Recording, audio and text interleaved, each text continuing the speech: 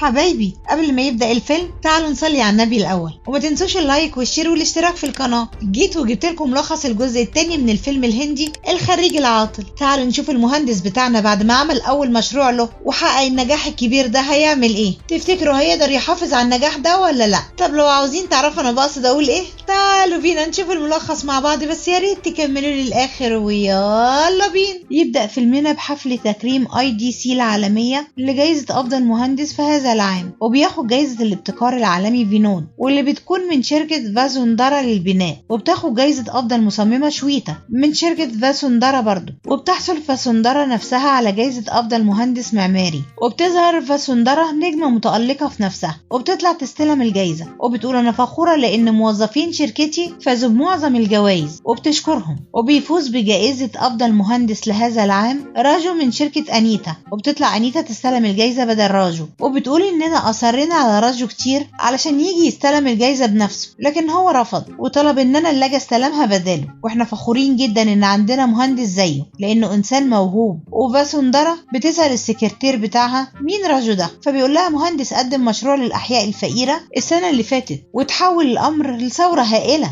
فبتقول له طب وإيه المميز في الموضوع؟ بيقول لها إنه جمع حوالي 1000 مهندس عاطل عن العمل وأنجزوا المشروع، وعندهم مجموعة على الفيسبوك اسمها VIP، وبيعتبروه طلاب الهندسة إن هو قدوته وإنه بطلهم في الحياة. فبتقول له طب شوفوا بيشتغل فين، وارد عليه يشتغل في شركتنا. وهنا راجو هو على السكوتر بتاعه جايب الخضار لمراته شاليني، وبتزعق معاه شاليني لأنه اتأخر عليها، وبتتريق على السكوتر بتاعه، فبيفتكر في الماضي لما اتريق عليها بنفس الطريقة. فبتقول له شكلك بتسترجع ذكرياتك، عاوز تقول حاجة؟ فبيقول لها لا أبدا، هو أنا أقدر. وبتكون شاليني في البيت بدل مامة راجو، وبتكون مسؤولة عن الكبير والصغير، وبتتخانق معاهم على كل حاجة، لا مسيطرة بجد. وبتظبط لراجو لبسه بعنف جدا قبل ما يروح على شغله، وبيقول راجو لباباه وهو ماشي الله يسامحك ما انا كنت مرتاح، انت اللي خليتني اتجوز. وبتقول مامة شيليني لراجو والنبي يا اخويا بقى عدي على بتاع الانابيب وانت راجع وخليه يجيب لي واحده. فبيقول راجو اهو ده اللي كان ناقصني، مش كفايه عليا طلبات البيت هيبقوا كمان طلبات الجيران يا شيخ. وبتتصل مرات زاجو وبتقول له انا هحضر لحفل عيد ميلاد 47. فبيقول لها انا عندي 42 بس على فكره. فبتقول له بلاش كذب، ده انا لسه شايفه الباسبور بتاعك. فبيقول لها واشمعنى دي اللي عرفتيها،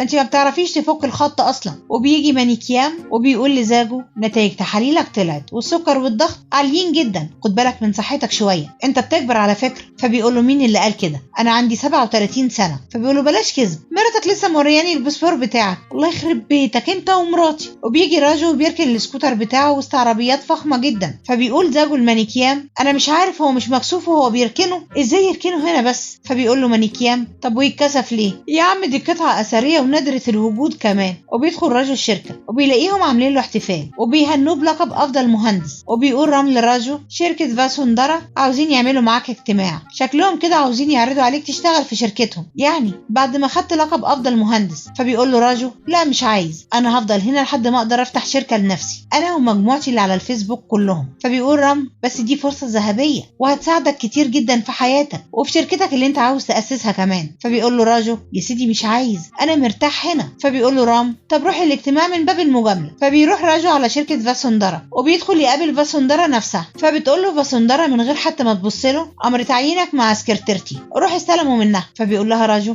انا ما جيتش عشان اتوظف، انا جيت عشان اعرفك بنفسي اني مش عاوز اشتغل في شركتك لان السيد رام صاحب فضل عليا، ده غير اني بسعى علشان اخد قرض واسس شركه لنفسي انا وال1000 مهندس العاطلين عن العمل اللي معايا. فبتقول له شغلك في شركتي احسن من كل اللي انت بتقوله ده، ومش احسن من كل ده مره، ده احسن من كل ده 1000 مره، لانك هتعمل علاقات عمرك ما هتعملها طول حياتك في الشركه اللي انت فيها، ولا حتى هتعرف تعملها في الشركه اللي انت هتاسسها. فبيقول لها راجو بلاش احباط، انا ما كنتش اتخيل في الماضي ان شركتك تعرض عليا وظيفه، ومع ذلك انا واقف قدامك اهو، وانا واثق ان اللي جاي هيكون افضل بامر الله. وبيمشي وهو واثق من نفسه جدا. وبتكون فاسوندرا متغاظه جدا. وبيروح راجو يحتفل مع اصحابه وبيغنوا وبيرقصوا مع بعض. وبيرجع راجو على البيت وهو سكران، وبيتصل على باباه عشان يطلع يفتح له البوابه. وبيقول له بابا وطي صوتك شويه عشان لو مراتك صحيت مش هترحمنا. فبيقول له راجو انت ما رفضتش جوازي منها ليه، وكنت رحمتني من العذاب ده كله. وبيدخلوا يلاقوا شيليني واقفه مستنياهم وبتفضل تتخانق معاهم، وبتهدد راجو انها هتسيب البيت وهتروح عند مامتها. فبيقول لها يا اختي ما تروحي،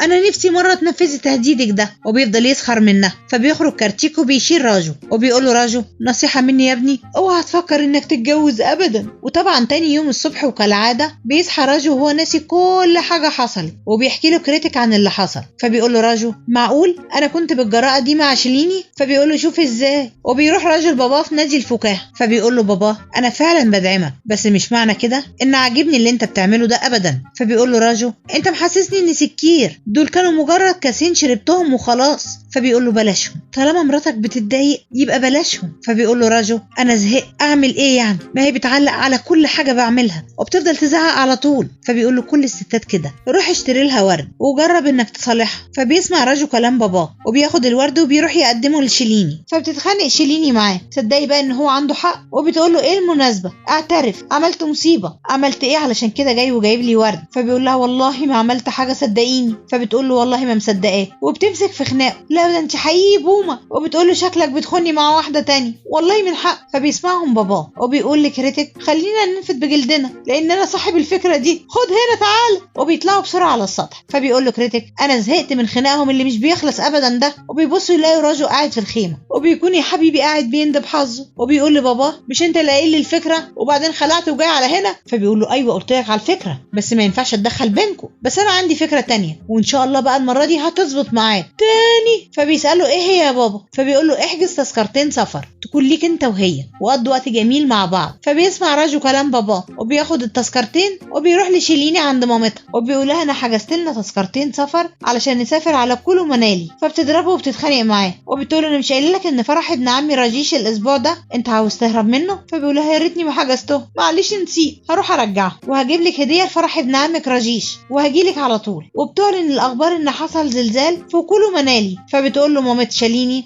ده انت كنت بتخطط بقى انك تاخد بنتي وتخلص منها هناك. فبيقول لها خليكي محضر خير يا حاج، ده انا ياما غسلت لك المواعين قبل الجواز، بقى انت تعرفي عني ان انا افكر في كده برضه. وبيقول راجل بابا انا زهقت خلاص ومش عارف اعمل ايه تاني مع مراتي. فبيقول له الحل الوحيد انك ترضى بقدرك يا ابني وتحمد ربنا عليه. فبيقول له اهي دي احسن فكره سمعتها منك. وهنا فاسوندرا بتباشر شغلها بنفسها. فبيقولوا لها المهندسين ان تيشيتار صاحب مشروع مستشفى الجامعه عاوز يقابلك شخصيا عشان يدي الموافقه على المشروع. فبتقول له بس انا مش فاضيه، ابعتوا له تصميمنا وخلاص. فبيقولوا لها بعتناه بالفعل، لكن هو رافض التصميمات علشان فهمه على قده وعاوزك تشرحي له التصميم بنفسك لانه ما بيعقدش صفقاته غير بالطريقه دي. وفاسوندرا بتروح عشان تقابل تيشيتار وبتلاقي راجو هناك رايح يقدم تصميم لنفس المشروع. فبتتضايق جدا وبتقول لتيشيتار ممكن تعملي اجتماع خاص. فبيقول لها الموضوع مش مستاهل، اشرحي تصميمك بطريقه مبسطه. وفاسوندرا بتبدا تشرح التصميم بتاعها بتفاصيله وبطريقه جديه جدا، وبتقول له ان المشروع هيكلف 6 مليار وهتستلمه كمان سنتين. فبيقول لها تمام، وبيقول لراجو اتفضل اشرح تصميمك. فبيشرح راجو التصميم بطريقه عاميه بحيث ان هو يفهمه له ببساطه. فبيحب تيشيتار طريقه راجو وبيقول له مبروك عليك المشروع. وبيعتذر لفاسوندرا وبيقول لها تصميمك جميل جدا لكن طريقتك مش مقنعه ابدا بالنسبه لي. فبتخرج وهي غضبانه جدا وبتشتم على راجو وعلى شركه انيتا كلها. فبيسمعها راجو وبيهنها، لكن بيهنها بالطريقه لانه بيكون خلاص انتصر عليها وبيسيبها ويمشي وهي واقفه وبتكون هتفرقع من الغيظ. وبيروح راجو يفرح المهندسين اصحابه بالمشروع وبيشربوا مع بعض. وبيقعد راجو مع زاجو وبيقول له انا بقدر اتعامل مع كل حاجه في حياتي الا مراتي، هي اللي مش لاقي لها حل، وبابا قال لي اقبلها زي ما هي كده. فبيقول له زاجو يا ابني ده حتى العلماء نفسهم عجزوا عن انهم يقدروا يحلوا تقنيه زي دي، خد بنصيحه بابا لان ده انسب حل. وبيغني راجو وبيرقص مع اصحابه. وبيرجع راجو على البيت وهو سكران. فبيجري باباه واخوه بيستخبى قبل الخناقه ما تبدا، وبتشوفه مراته وهو سكران. فبتربط له الخيط المقدس على ايده من غير خناق ولا اي حاجه، وبتقول له طول ما الخيط ده في ايدك مش هينفع تشرب تاني ابدا. وبيصحى راجو الصبح فبيقول لاخوه مراتك ربطت لك خيط الحظر. فبيقول له ها، وبيفكه وبيرميه بسرعه. فبيقول لاخوه شكلك عاوز تتضرب. فبياخده تاني، الادب حلو برضه. وبيروح راجو على موقع المشروع الجديد وبيلاقي اصحابه بيتخانقوا مع شباب هناك. فبيحاول ان هو يحوشهم بالراحه علشان بيكون عاوز يفهم هو فيه ايه. فبيزق ده انيتا يوقعها على الارض. فبيغضب جدا راجو وبيضربه حته كف ينيمه في مكانه. وبيقوم انيتا وبيسالها انت بخير؟ وبتقول له ايوه. فبيشاور لاصحابه عشان يبعدوا، وبيمسك هو الشباب كلهم وبياكلهم حته علقه، لكن علقه موت. وبيقول لهم بصوا بقى امشوا من هنا علشان ما بلغش الشرطه عنكم. فبيقول له ده احنا اللي المفروض نبلغ الشرطه عنكم. وبص هناك كده. فبيبص راجو وبيلاقي يافطه كبيره ومرسوم عليها تصميم فاسوندرا. فبيتصدم راجو وبتيجي فاسوندرا وبتقول له ده خطاب بتسليمنا للمشروع. فبيقول لها زاجو ازاي ده حصل؟ فبتقول له رحت لزعيم الحزب ودفعت له رشوه لحملته الانتخابيه وخليته يسيطر على تشتار علشان يسلمنا المشروع ده كله. فبيقول لها راجو بقى هي دي طريقتك عشان تعلي من شأن شركتك؟ فبترد عليه بكل غرور وبتسيبه وتمشي. وبيرجع راجو على البيت وهو متضايق جدا وبتسأله مراته مالك، بس بتقولها باستفزاز. فبينفعل عليها وبيقول لها اخفي من قدامي دلوقتي، امشي احسن لك. وبيحكي لباباه على كل اللي حصل وباباه بيبدأ يواسيه وبيقول له اعتذر لمراتك عشان ما ينفعش تعملها كده. وتاني يوم راجو وهو رايح الشغل بيعتذر لها فبتسيبه وبتمشي. وبيروح راجو على الشركة وبيلاقي الجو كله متوتر جدا. فبيسأل زاجو هو في ايه؟ فبيقول له في 3 شركات سحبوا مشروعهم من شركتنا. فبيروح راجو يسأل العملاء عن السبب. فبيقولوا له ان شركة فاسوندرا عرضت علينا سعر ارخص من شركتك، وفاسوندرا بتحارب شركة انيتا في السوق بسبب راجو طبعا، وبتسحب منها كل المشاريع الصغيرة بخسارة عليها. المهم انها ترضي كبريائها. وبيروح رام لفاسوندرا وبيقول لها انت ليه بتحاربيني؟ فبتقول له انا بحارب راجو لكن ما بحاربكش لا انت ولا شركتك، ولو عاوز مشاريعك ترجع لك تاني يا اما تخلي راجو يجي يشتغل عندي ويطيع كل اوامري يا اما تطرده بره شركتك. فبيقول لها تحذيراتك مرفوضة وبيسيبها ويمشي. وبيقعد راجو على سطح وهو متضايق. فبتخيل مامته جنبه وبتسأله مالك، وبيقول لها في ناس طيبة جدا بتتأذى بسببي. فبتقول له اعمل اللي انت شايفه صح وما تخافش طالما انت مش غلطان. وتاني يوم راجو بيروح لرام وبيقدم استقالته، ورام بيحاول معاه علشان يرجع في قراره لكن راجو بيرفض وبيقول له اكيد هرجع هنا تاني. وبتقول السكرتيرة لفاسوندرا ان راجو انطرد من شركة انيتا. فبتفرح فاسوندرا جدا وبتقول لها هاتيلي شامبانيا. وبيروح راجو لفاسوندرا فبتقول له ها جاي عشان تتوسلي عشان اوظفك بعد ما انطردت؟ فبيقعد راجو وبيحط رجل على رجل وبيقول لها اولا انا استقلت مش انطردت، وثانيا ما جيتش عشان اشتغل في شركتك لان مشكلتك معايا انا مش مع شركة انيتا وما بقاش عندي حاجة عشان اخسرها. فبتقول له ايه الغرور اللي انت فيه ده كله؟ ازاي ده كله يا ابني وانت اصلا من غير وظيفة؟ فبيقول لها ما هي دي هويتي الاصلية، عاطل عن العمل. وبيسيبها ويمشي وبتكون مفروسة منه. وبيرجع راجو يمارس حياة العاطل تاني من اول وجديد وبيعمل هو كل شغل البيت وبيخرج يلعب مع الولاد. وبيروح راجو يقدم في وظيفة جديدة. فبيعجب جدا المدير بمؤهلاته لكن بيرفضه لانه بيخاف في انه يتسبب في خسارة شركته بسبب الخلاف اللي بينه وبين فاسوندرا. وبيروح راجو يتسوق وبيقابل فاسوندرا في الاشارة. فبتقول له ايه ده انت غيرت مجالك وبقيت بتبيع خضار ولا ايه؟ فبيقول لها شوفي ازاي اصل وظيفة العاطل دي هواية عندي من زمان وبعرف استغل وقتي كويس فيها قوي وبستمتع بيه كمان لاننا متعودين على بعض. الدور والباقي بقى عليك انت يعني ما بتفضيش بسبب تفكيرك في اللي هتعمليه بخصوص مشاريعك وعمرك ما بتعرفي للراحة طريق. وبيمشي وبيسيبها وبتقول له جاتك القرف. وبتروح انيتا وزاجو علشان يزوروا راجو وبيشجعوه عشان ياخد كارد ويفتح شركة جديدة خاصة بيه ويحقق حلمه. وبتقول له انيتا ان بابا كمان هيساعدك. فبيقول لها راجو كل ما بتتقفل في وشي بتظهري لي زي ماما ما كانت بتعمل بالظبط وبتوجهيني. فبيلاقوها يقلبها لهم دراما فبيسيبوه ويمشوا. وتاني يوم راجو بيروح وبيلف على كذا بنك علشان ياخد كارد لكن كلهم بيرفضوا يدوله الكارد بسبب ان هو غير مؤهل لشروطهم. وبيقعد راجو في الكافيه مع اصحابه وبيكون متضايق جدا ومش عارف يعمل ايه. فبيجيله زاجو وبيقوله دول 1,000,000 روبية تحويشة عمري كله، خدهم اهم يسدوا خانة. فبيرفض راجو ان هو ياخدهم لكن زاجو بيصمم عليه. وبيجي بلاجي وبيقول لراجو انا كنت موجود في حفل التكريم لما خدت جايزة افضل مهندس وكانت شركة بابا هتعرض عليك وظيفة لكننا تراجعنا لما عرفنا انك رفضت العرض بتاع شركة فاسوندرا وانا معايا 5 مليون وعاوز استثمرهم في شركتك اللي انت هتبنيها لاني عايز يبقى لي شغلي الخاص يكون بعيد عن بابا ومحتاج منك ضمان لي الفلوس دي يعني نكون شركة بالنص. وبيفضل راجو محتار لانه ما بيكونش عنده غير بيته عشان يرهنه كضمان. فبتجيله مامته في خياله وبتقول له ارهنه وبابا كمان بيقول له ارهنه وبيشجعه. وبتقول له مراته انا عاوز ارجع اشتغل تاني علشان اساعد في مصروف البيت مع اخوه لحد ما تشوف هتعمل ايه. فبيقول لها انا مستغربك لما كنت بشتغل كنت على طول بتتخانقي معايا انما دلوقتي اهتمامك زاد بيا وانا عاطل. فبتقول له لاني حبيتك وانت عاطل وبحب شخصيتك دي اكتر بكتير. فبيبتسم لها وبيقضوا وقت جميل مع بعض وبيوصلها على شغلها وبيبدأ في تأسيس شركته وبيكون هو واصحابه وبينتهوا منها وبيفتتحوها وبيسموها شركة VIP. وبيعدي كام يوم بعد الافتتاح وما بيبقاش فيه اي شغل فيها. وبتيجي مكالمة راجو من براكاش وبيطلب منه ان هو يروح يقابله في مكتبه. فبيروح راجو وبلاجي بيقابله وبيطلب براكاش من راجو ان هو ينفذ له مشروع مدينة ملاهي على ارضه. فبيوافق راجو وبيكون فرحان جدا. وبيرجع راجو على الشركة لاصحابه وبيقول لهم خلاص انا اتفقت على اول مشروع لينا. فبيفرحوا كلهم. وبيروح راجو يشوف ارض المشروع وبيلاقي بحيرة قريبة من موقع الارض. فبيختبر تربة الارض وبيلاقيها غير صالحة لبناء مدينة الملاهي، لأن لو حصل فيضان أول حاجة هتنهار مدينة الملاهي دي لأنها قريبة جدا من البحيرة. فبيعتذر الرجل لأصحابه عن المشروع وبيقول لهم أنا آسف، مش هقدر أخلي في ضميري أبدا. فبيتقبلوا أصحابه كلامه وبيقولوا له إحنا عارفين إنك مش بتعمل أي حاجة غلط وقرارك دايما بيكون صح. وبلاجي بيروح يعتذر لبراكاش عن المشروع، فبيقول له براكاش أنا عارف إن الأرض غير صالحة ودفعت الرشوة للكل عشان نزور التقرير، وبيحاول إن هو يغريه علشان يخليه يوافق ياخد المشروع بعيد عن راجو.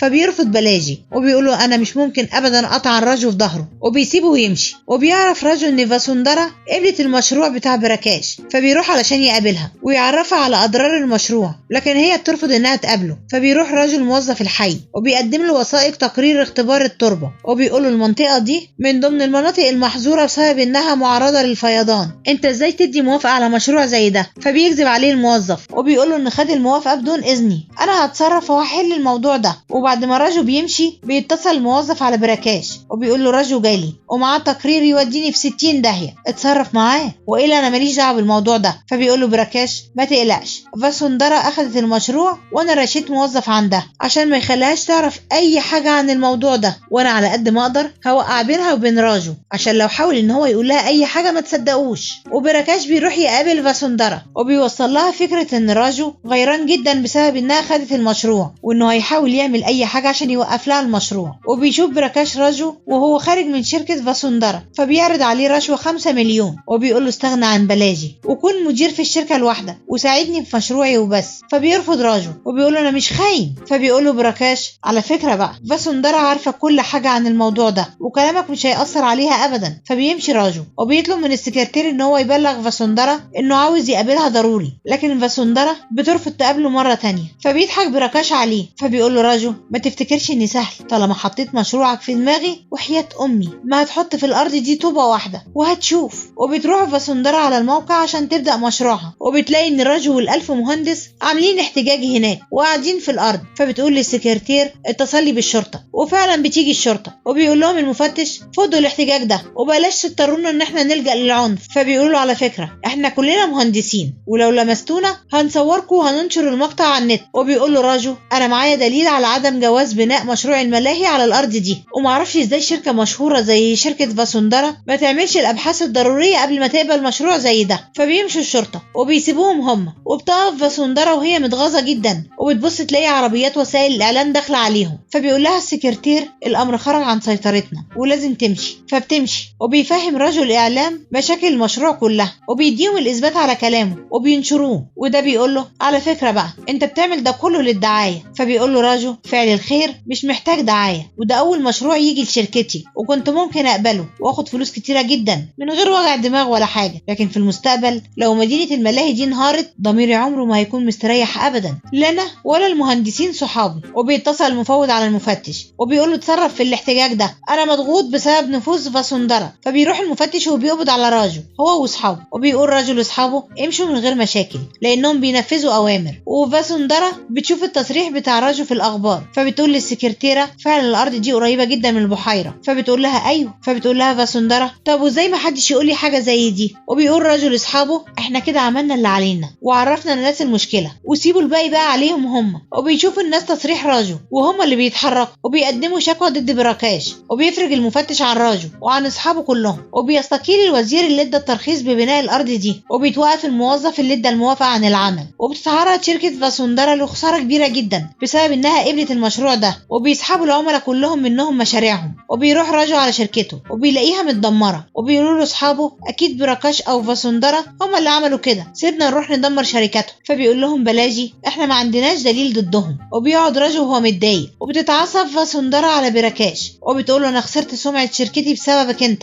فبيقول لها وانا مالي، راجو السبب لان هو اللي شوه سمعتنا قدام وسائل الاعلام. وبيتنازل راجو عن حصته في الشركه بسبب الخساره اللي تعرضوا لها، وبيقبل انه يكون مجرد موظف في الشركه بدل ما يخسر بيته اللي رهنه. وبيرجع راجو على بيته وهو متضايق جدا من باباه بيواسيه وبيشجعه انت احلى بابا في الدنيا، وبيقول له انه لازم ما يقبلش الهزيمه ابدا. وتاني يوم راجو بيروح على الشركه وبيلاقي فاسوندرا هناك وبتقول له انا اشتريت 75% من اسهم الشركه وبقيت انا المديره وانت بقيت ولا حاجه هنا، وبتطرده بره الشركه. فبيقول بلاجي الراجو انا بعت الاسهم وما كنتش اعرف ان هي اللي اشتريتها، وعموما انا وزاجو جايين معاك. وبيخرجوا المهندسين كلهم ورا راجو راجو وبيقولوا له احنا كمان معاك. فبتخرج فاسوندرا وبتقول لهم ادخلوا شوفوا شغلكم والا هتركوا كلكم. فبيقول لها راجو مبروك عليكي طوب الشركه يا حبيبتي، انما بالنسبه للمهندسين دول دايما ورايا انا ودايما بيدعموني انا وبيقفوا معايا انا. فبتقول لهم ده راجو ده ايه بالنسبه لكم عشان تعملوا علشانه كده؟ فبيقول لها صديق وبيسيبوها ويمشوا. وبيوقف بركاش ورجالته راجو في الشارع في عز المطره، بيقولوا انت فاكر اني هسيبك بعد ما خسرتني ارضي؟ وبيهجموا عليه. فبيضربهم راجو كلهم حته علقه، لكن بياكلهم علقه محترمه جدا. فبيخاف بركاش وبيقول له فاسوندرا هي اللي بعتتنا عشان نضربك. فبيروح راجو لفاسوندرا الشركه وبيقول لها انت ايه مشكلتك معايا؟ خسرتيني كل حاجه ودلوقتي بعت بركاش ورجالته يضربوني؟ فبتقول له انا ما بعتش حد يضربك، زائد ان انت اللي خسرتني كل حاجه، خسرتني سمعه شركتي اللي بنيتها في سنين، وتفضل بقى اخرج بره. فبيمشي راجو وبيقول له يخرب بيت غرورك، وبيقع من على السلم في بركه ميه. فبيطلع يجري وبيقول لفاسوندرا دورك الارضي اختفى من الفيضان. فبتجري بتبص من الازاز وبتلاقي العربيه اختفت هي كمان. وبيقول راجو الاسكوتر بتاعي. فبيبص له بقرف وبتكون هتطق منه طبعا. وبيتحبسوا هما الاثنين في الشركه. وبيتصل راجو يطمن على اهله وبيطمنهم عليه. وراجو بيفضل يستفز فاسوندرا وبتكون عطشانه جدا ومفيش ميه. فبيقول لها راجو انزلي الدور الارضي اشربي لما تشبعي. فبتلاقي ازازه ويسكي وبتقعد تشرب منها. وبيقعد راجو معاها وبيقول لها انت ليه مغروره قوي كده؟ فبتقول له ده طبعي وانا واحده مش متجوزه وعليا ضغوط ومسؤوليات كبيره جدا، ولو ما اتصرفتش كده هيدوسوا عليا في السوق. فبيقول لها على فكره مفيش فرق بين الراجل والست، ولو كان الراجل قوي بعضلاته فالست قوي بعقلها، والمحنه اللي احنا فيها دي اكبر دليل يثبت ان البشر كلهم متساويين ومفيش فرق بين غني وفقير. والدليل على كده انك هتموتي على بق ميه مش لاقياه بالرغم من الثروه الضخمه اللي عندك. فبتقتنع بكلامه وبيتصاحبوا هما الاتنين على بعض وبيصفوا كل الخلافات اللي بينهم. وبيطلع النهار وبينتهي المطر والفيضان وبينزل راجو يشغل السكوتر بتاعه. وبتلاقي فاسوندرا العربيه بتاعتها عطلانه فبياخدها راجو وراه وبتقول له وديني على فندق لاني جعانه جدا، لكن هو بياخدها على عنده في البيت وبيعرفها على اهله وبيخلي شاليني تقدم لها من الاكل اللي بتعمله وبيبقوا صحاب جدا. وفاسوندرا بترجع له شركته تاني وبيحقق حلمه. ولحد هنا بيخلص فيلمنا. ويا ريت كل اخواتي يواظبوا على الصلاه في مواعيدها. ولو عجبكم الفيديو يا ريت ما تبخلوش علينا باللايك، ولو اول مره تتفرجوا علينا يا ريت تعملوا لنا اشتراك وتفعلوا الجرس عشان يوصلكم مننا كل جديد بنقدمه. ان شاء الله اللي جاي هيعجبكم اكتر واكتر.